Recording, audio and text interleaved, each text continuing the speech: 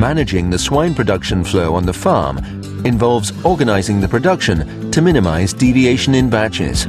This is the way to deliver stable production, uniform animals, highest number of weaned pigs as measured in kilos, more constant number of farrowings from batch to batch. The key impacts on profits by synchronizing gilts every week are 1. Optimized planning timing of estrus and mating in sows and gilts. 2. Less variability in farrowings per batch. 3. Strictly all-in, all-out flow of production. 4. Control of the age at first service for gilts. Feed consumption optimization. Optimize gilt stock and space. Better sow life performance.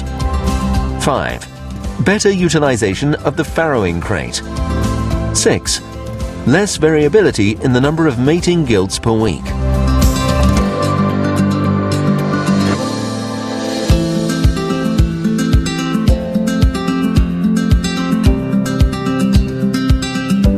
The first limiting factor in how many pigs can be marketed is usually the utilization of farrowing crates. Regarding the disadvantages of an unequal production flow, these are, on one hand, overstock of farrowing sows and fewer farrowing sows than available farrowing crates, which results in empty farrowing cages. Overstock of farrowing sows means low nursing period utilization rate and overstocking of farrowing crates, which in turn can involve that up to 20 to 25% of the piglets are less than 21 days old at weaning. This means needs for heating, extra cost. Smaller piglets need better and more expensive feed at weaning. Higher risk of diarrhea and respiratory diseases during the weaning period. More medication often necessary during the weaning period. On the other hand, fewer farrowing sows than available farrowing crates that involves empty farrowing cages. An empty batch farrowing station loses 12 pigs at finishing, which is equal to equivalent losses of an increase in post-weaning mortality from 5% to 9%, a decrease in finishing weight of 5 kilograms from 110 down to 105 kilograms average, a decrease of over 1 piglet per sow per year.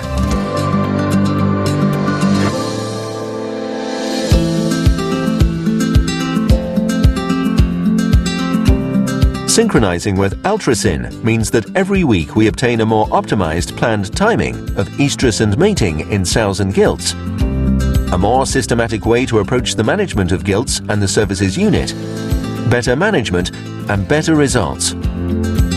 This also means less variability in the number of mating gilts and sows, and the result is more uniform numbers of gilts bred per week.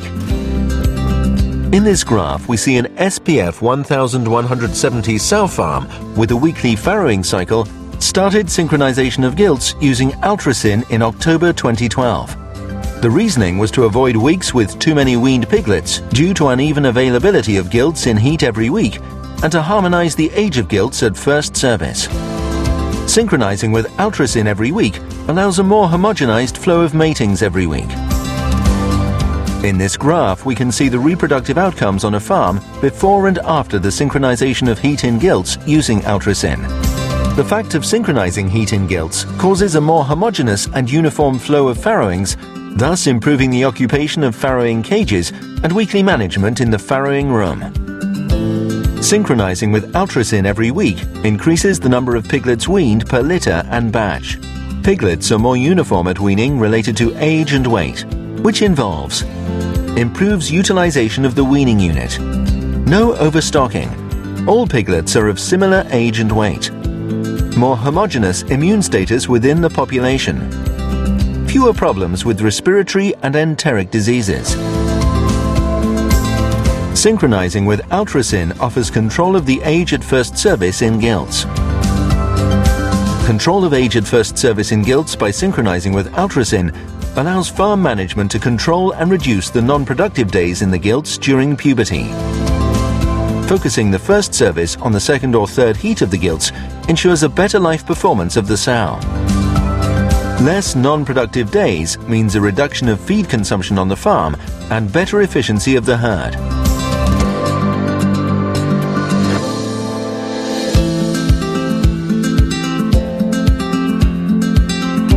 So synchronizing with altracin means a uniform production flow, which in turn means less variability in the flow, better utilization of the farrowing and weaning units.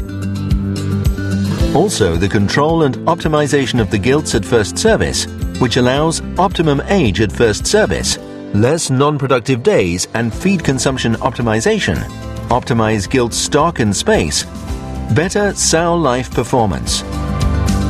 A strictly all-in, all-out production flow, involving better management of immune status in the herd, and finally, more efficient and profitable farm operation.